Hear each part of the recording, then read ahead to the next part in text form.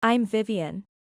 I'm 35, a single mom, and for the last year I've been trying to rebuild a life that shattered beneath my feet like broken piano keys.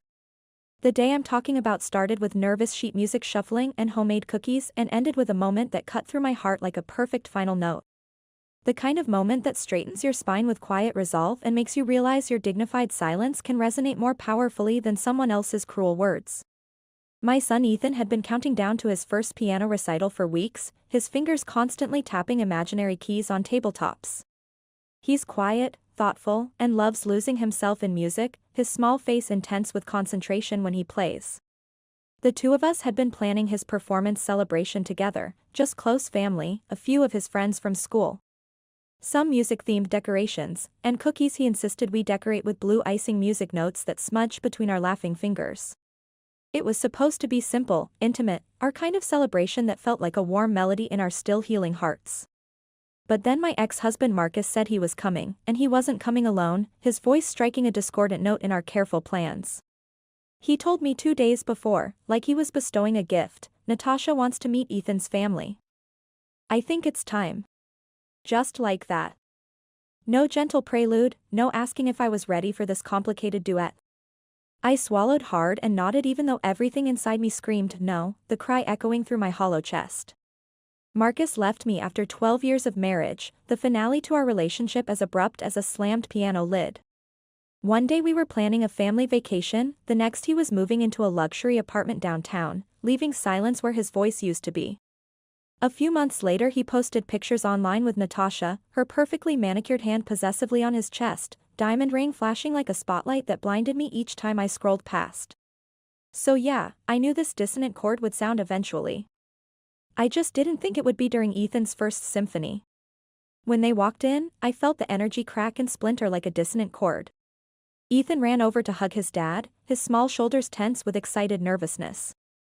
Natasha followed a few steps behind, her designer heels clicking on the polished auditorium floor like metronomes counting down to an inevitable confrontation.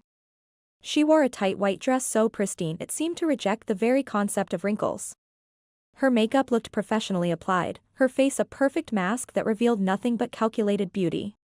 She handed Ethan a gift bag emblazoned with the logo of an exclusive electronics store, smiled with practiced precision and said, "Happy recital day, sweetie. I hope you like it." Marcus picked it out, but I upgraded it. I forced a polite smile that felt like stretching brittle piano wire. "Thank you for coming." Natasha looked around the modest school auditorium, perfectly shaped eyebrows arched like she was assessing property below her standards. She said, "It's quaint, very educational." I pretended her words were just background noise, focusing instead on my son's upcoming performance. Ethan was already moving toward the reception area where refreshments waited. About an hour later, after Ethan's breathtaking performance had concluded and guests mingled at the small reception, I began arranging some fallen sheet music. That's when it happened. Natasha turned to Marcus, her smile dripping with false helpfulness, and pointed to my son who was still flushed with the achievement of his performance. "You know," she said, loud enough for nearby parents and teachers to hear. "With proper lessons, he could actually be quite good. It's a shame he can't access real training on a music teacher's salary, right?" Marcus froze, his champagne flute suspended midway to his lips. Several guests turned to look, their expressions a mixture of shock and embarrassment. I looked at Ethan. He had just heard his future stepmother diminish both his talent and my ability to support it in one cutting sentence. His face flushed crimson. He looked straight at me, his eyes searching mine like he was waiting for me to defend our life together. I kept arranging the music sheets, my hands trembling slightly, but I didn't say a word, because I had something far more powerful than a verbal counterattack. I had one last surprise for Ethan, and Natasha had no idea what symphony was about to play. I've never been one for extravagant showcases. That was always Marcus's specialty. He loved the attention, the performance aspect, but I've always believed that the most meaningful celebrations resonate from the heart, not from the wallet. So for Ethan's first major recital, I did what I've always done. I made it authentically ours. I started baking music note cookies 2 days before, the buttery kind with swirls of blue icing he loves to trace with his fingertips before taking a bite. My mom Isabel helped hang delicate paper lanterns across the reception area of the school's modest music hall. She even brought the folding table from her attic, the one we've used for every family celebration since I played my first piano recital. It wobbles slightly in the center, but I draped a music-themed tablecloth over it, and Ethan thought it looked perfect. He chose the decorations himself, blue and silver music notes, a small display of his composition notebooks, and a framed photo of him at his first piano lesson. We didn't have much to spend on extravagance, but that didn't matter to him. His eyes sparkled with anticipation. For him, this performance was monumental. He'd invited his closest friends from school, his piano practice group, and of course my mom. Even my brother Gabriel promised to attend despite his busy schedule at the fire station. It was going to be intimate but overflowing with genuine support. I could feel it in the air that morning, Ethan's nervous excitement, that pure, unfiltered anticipation that vibrates through a child before their moment to shine. He appeared in my doorway clutching a carefully wrapped package in his slender fingers. He said, "You can't open it until after the recital. It's something special." I hugged him close, feeling his heartbeat flutter against mine. "You're the one performing today. I should be the one giving you special gifts." His voice soft against my shoulder, "I already have mine. You believe in my music." That's the kind of kid Ethan is, compassionate, thoughtful, and carrying wisdom beyond his years. Since Marcus left, he's been my emotional lighthouse in ways that make my heart both swell and ache. He perceives everything. He senses when sadness crawls into my bones, even when I force smiles across my face. He tries to be my strength when I falter. Sometimes I wish his childhood could be lighter. The divorce crashed through his world harder than I allowed myself to acknowledge at the time. One day his dad was there helping him practice piano scales, telling bedtime stories with different voices. The next, he was inhabiting a modern luxury apartment downtown, sending quick texts instead of showing up, posting photos with Natasha as if our family symphony had never played a single note. I tried to maintain composure for Ethan, for my own fractured self. I channeled my energy into structured rhythms, school drop-offs, piano lessons, grading student compositions, budgeting limited funds, and simply breathing. I couldn't afford the luxury of falling apart when my son needed stability.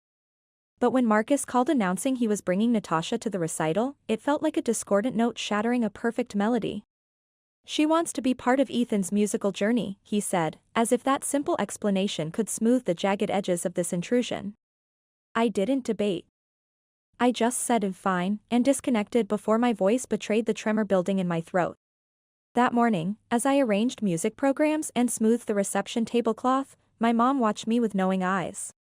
"You holding up okay, honey?" she asked, handing me a tray of music note cookies. "I'm perfectly fine," I said, arranging them in perfect harmony. "Today belongs to Ethan, not my feelings."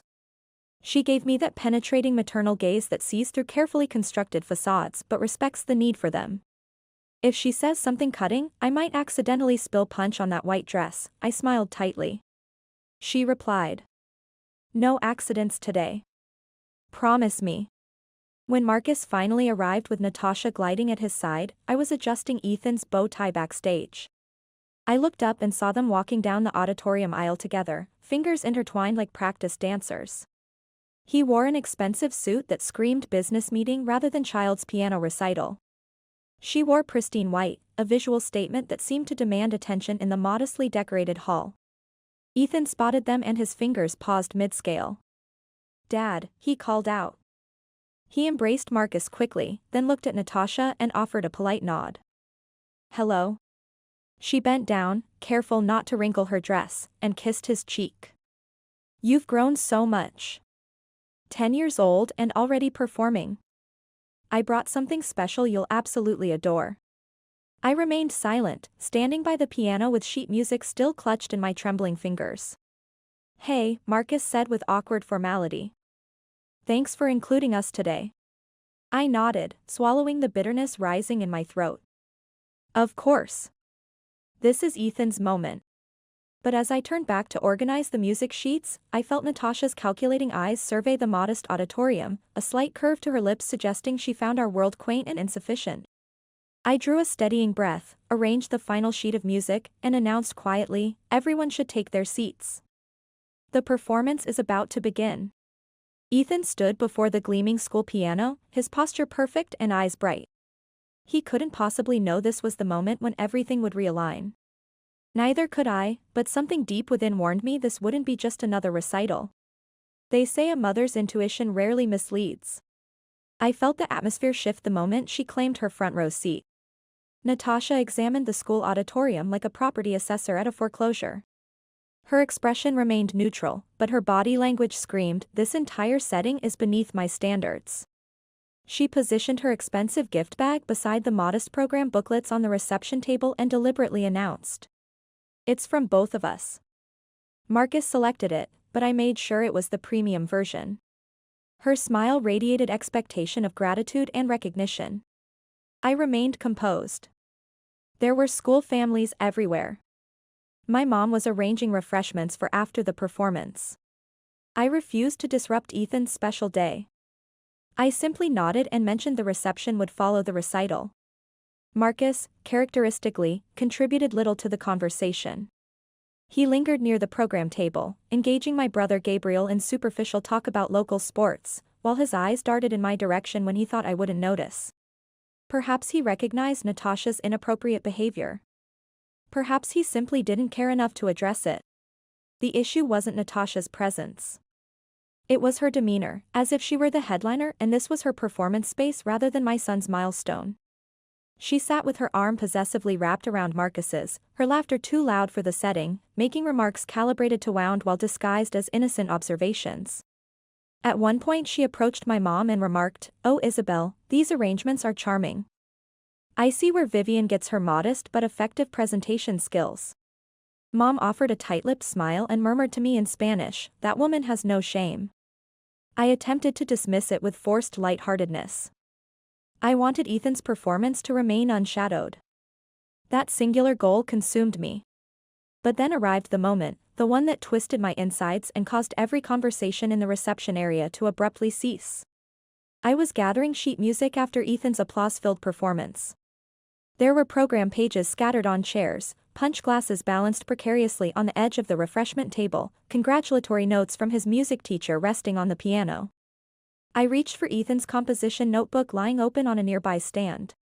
Before I could retrieve it, Natasha stepped forward, examined it with feigned interest, and turned to Marcus. "You know," she said loudly, her voice cutting through the after-recital conversations. "With proper training at Westridge Academy, Ethan could actually develop real talent. It's a shame he can't access quality instruction on a music teacher's salary, right?" She smiled, not a genuine expression of warmth, but a calculated display of superiority that sliced through the room like a knife across piano strings. Marcus froze, champagne flute suspended halfway to his lips. I stood there clutching a program in my suddenly trembling hand, my face burning with humiliation that crawled up my neck. I looked at Ethan. He was standing by the piano with his certificate of achievement still clutched in his fingers. He'd heard every syllable, each perfectly articulated word, and his face reflected a complex mix of emotions. Embarrassment tinged with confusion and hurt, as though someone had just reduced his triumphant moment to a reminder of what he lacked. He didn't look at her. He looked directly at me, his eyes searching mine for guidance. Would I crumble under her cruelty? Would I match her venom with my own? Would I create a scene? I did none of these things. I just smiled, my lips pressed together in dignified silence. I took the composition book from her manicured hands and said, "Thank you for your concern. We're doing just fine." She blinked, momentarily thrown off balance. Perhaps she'd anticipated tears or anger. Perhaps even a public confrontation. She received neither. I turned and carefully placed the notebook in Ethan's music folder. My mom appeared at my side and gently took the folder from me. "Go enjoy the moment," she whispered. "You've earned this." I joined the small circle of congratulating parents, my heart hammering against my ribs. I wasn't wounded by her calculated words, not fundamentally. I was devastated by their effect on Ethan. Throughout the reception, he kept glancing my way, subdued, less radiant than after his performance, the pride in his eyes dimmed by her casual cruelty. That's when I remembered the special gift I'd reserved until this moment. The handcrafted wooden music box Ethan and I had created together during rainy weekend afternoons. We painted it blue with musical notes and filled it with treasures that carried our shared history, his first composition, a photo from his first piano lesson, and the ticket stub from our first symphony visit. I'd planned to present it to him in our private celebration at home, an intimate moment just between us. But circumstances demanded a change of plans. Natasha had transformed his musical achievement into an opportunity for dominance. She flaunted expensive gifts, delivered subtle insults, attempted to overshadow his accomplishment. But she fundamentally misunderstood one crucial truth: this wasn't a competition I needed to enter. I possessed something she could never purchase, and when Ethan opened that box, everyone present would witness exactly what that was. After her cutting remark about his training, I couldn't help watching Ethan's reactions. He was noticeably withdrawn, staying near his piano teacher rather than celebrating with friends. Every few moments, his eyes would find mine across the room, as if he were checking whether I remained whole, as if he wanted to somehow erase words that weren't his responsibility. That realization shattered something inside me, not Natasha's cruel assessment, not Marcus's cowardly silence, but witnessing my son diminish himself in response. The kind of invisible wound that leaves no physical trace but alters how a child sees himself. I stood by the reception table arranging congratulatory cards and thinking, this was meant to be his moment of musical triumph. For a brief instant, I questioned my response: should I have confronted her? Should I have highlighted her rudeness? Defended our choices? Created a memorable scene? But clarity arrived immediately: absolutely not. That approach contradicts everything I believe and, more critically, conflicts with the values I'm trying to instill in my son. I don't want him learning that strength means matching cruelty with cruelty or that power comes from public humiliation. I want him to understand that true strength flows from knowing your intrinsic worth without requiring external validation. That's when inspiration struck with perfect clarity. I slipped away to the small practice room where we'd stored our personal items, opened my tote bag, and removed the carefully wrapped package I'd saved especially for Ethan. It was a handcrafted music box, deep blue with golden staff lines flowing across its surface. We had designed it together during weekend sessions at the Community Arts Center weeks earlier. We'd carefully painted musical notation across the lid, his name spelled out in golden quarter notes. Inside rested items insignificant to outsiders but infinitely precious to us: his first complete composition, a Polaroid from the day he first touched piano keys. The pressed flower from the bouquet I received after my first school concert as music teacher, and nestled beneath everything, a handwritten letter he'd composed spontaneously one evening while supposed to be practicing scales.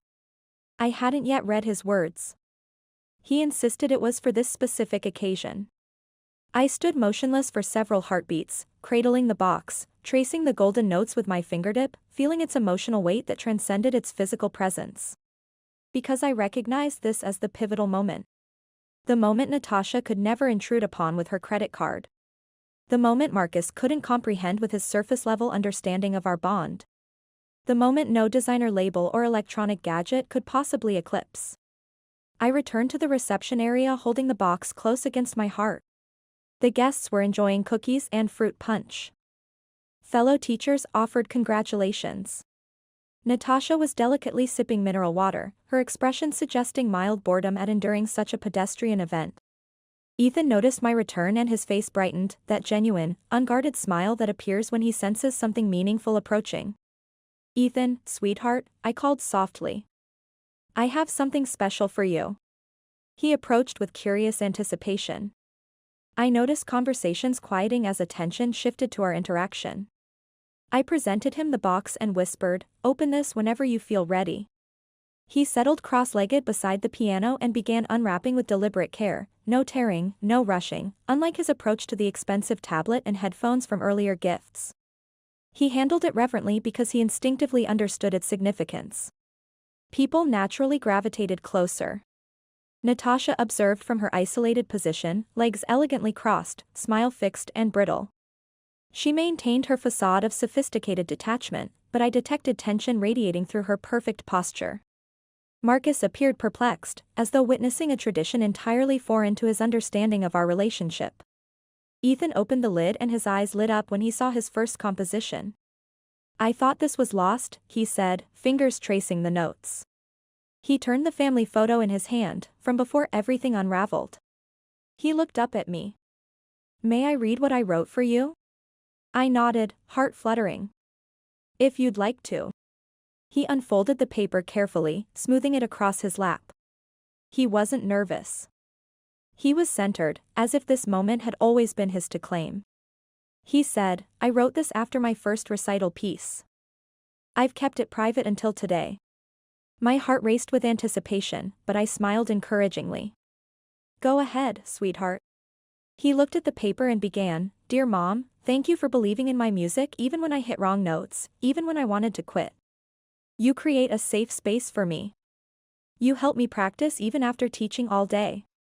You attend every recital regardless of weather. I notice your hidden sadness sometimes. I see it. But you still smile for me. You still hum melodies while grading papers.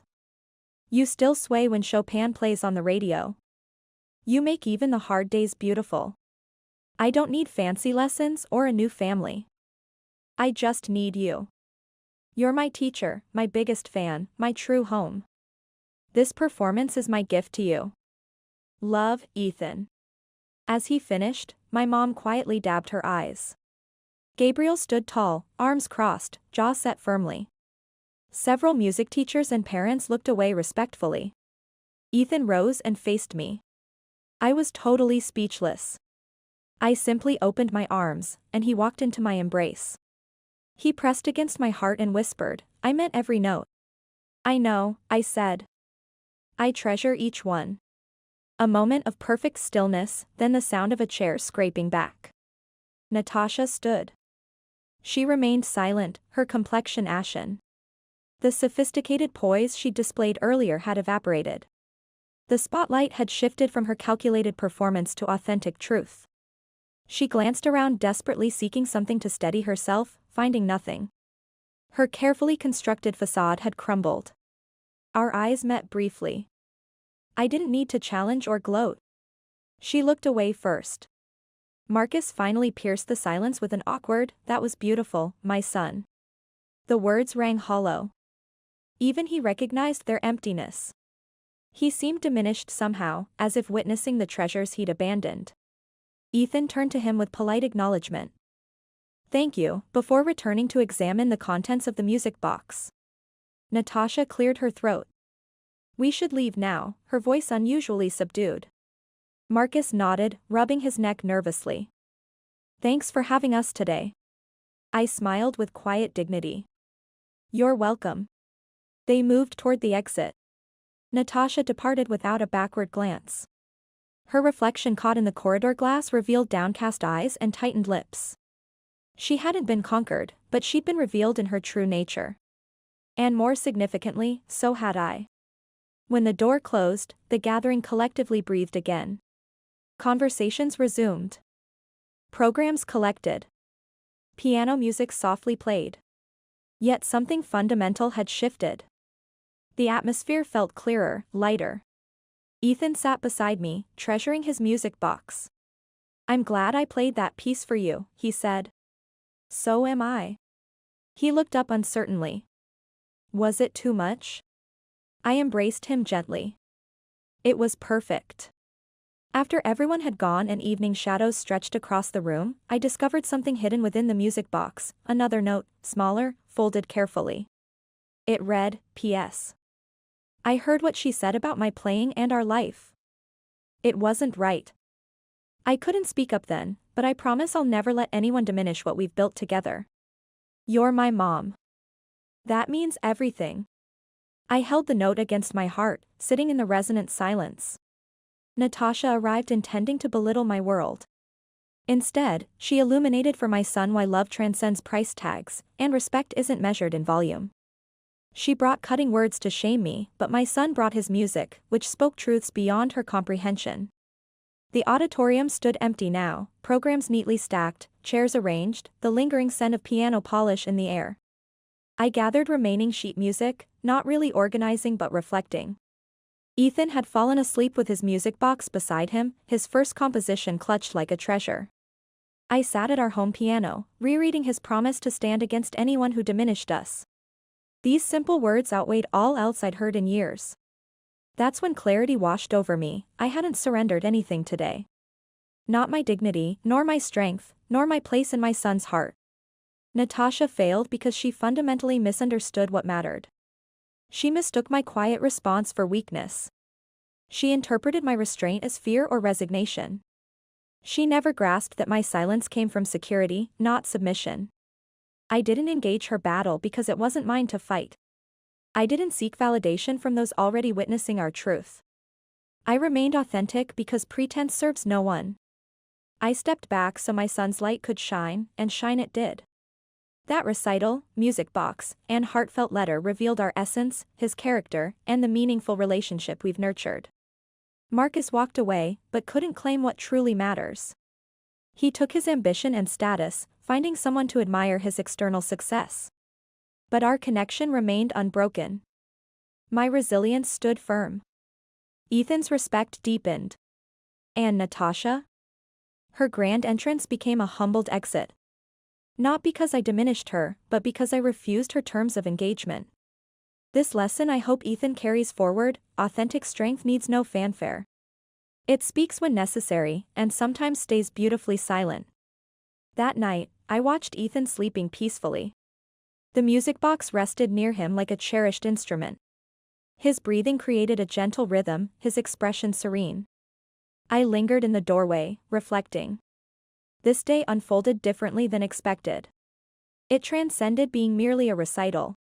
It became testament, proof that our bond remains unshakable despite outside forces. Proof that genuine love needs no elaborate display or audience. And proof that even as others attempt to rewrite your story, those who truly matter already know the authentic melody. Ethan understands this truth, as do I. As I finally retired to bed, bitterness and anger were absent. Instead, I felt profound gratitude, not for maintaining silence, but for choosing not to diminish another to elevate myself. For my son's courage to express truth without seeking permission. And for how love, understated, genuine, handmade love, prevailed. What began as a simple recital revealed perhaps the most valuable lesson of motherhood: victory doesn't always require battle. Sometimes it arrives through the quiet power of love's perfect harmony.